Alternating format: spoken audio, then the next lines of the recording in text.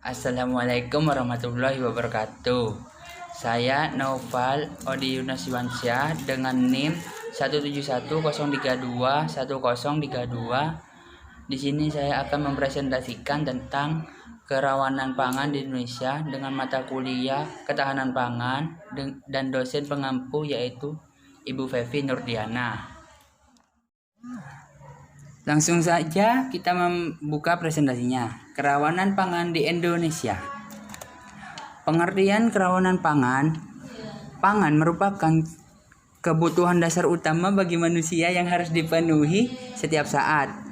Hak untuk memperoleh pangan merupakan salah satu hak asasi manusia. Sebagaimana tersebut dalam pasal 27 Undang-Undang 1945 maupun dalam Deklarasi Roma tahun 1966.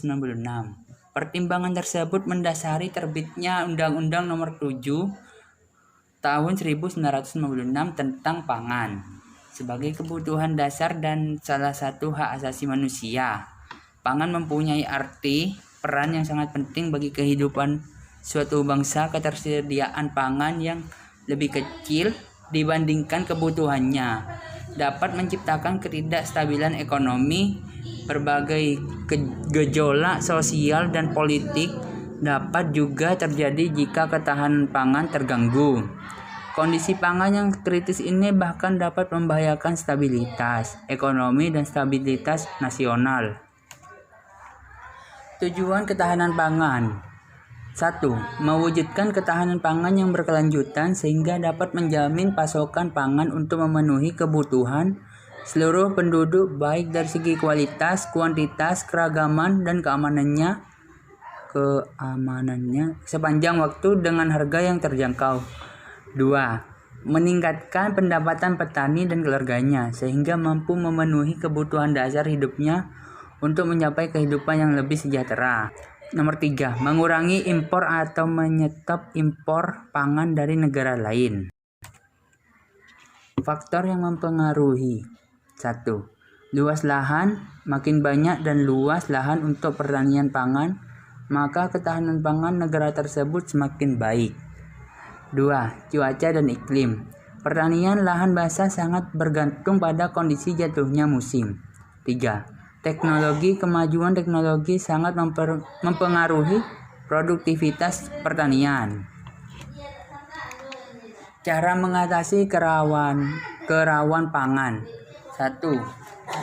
Pemetaan sumber daya alam lokal.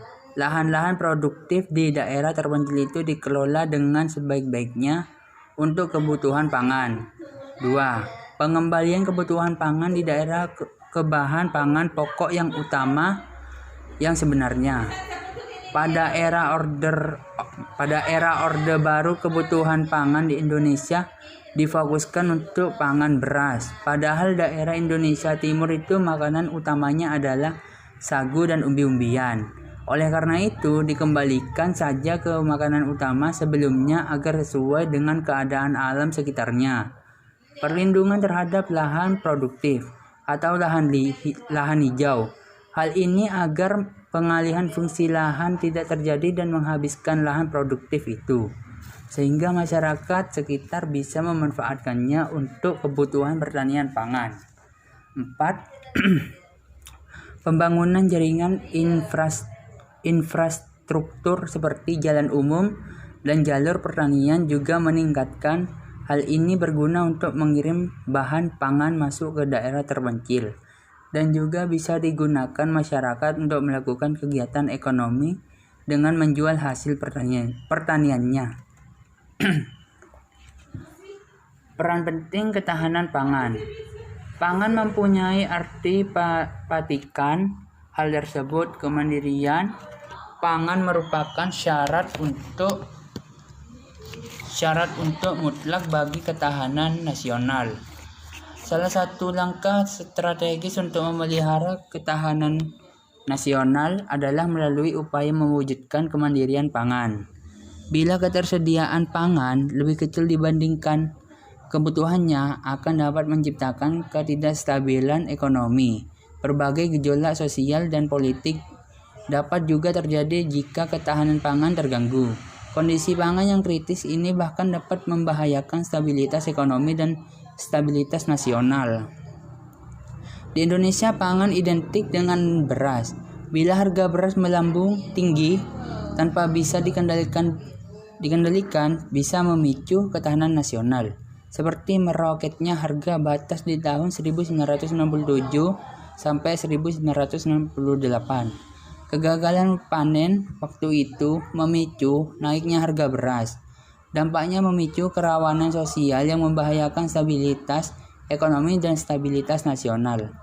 Menyadari pentingnya arti pangan, pemerintah saat ini sedang menggalakkan program swasembada pangan. Harapannya 3 tahun ke depan Indonesia mampu berwasembada pangan dan tidak tergantung dengan impor dari negara lain. Demikian presentasi dari kami, kurang lebihnya kami mohon maaf yang sebesar-besarnya. Wassalamualaikum warahmatullahi wabarakatuh.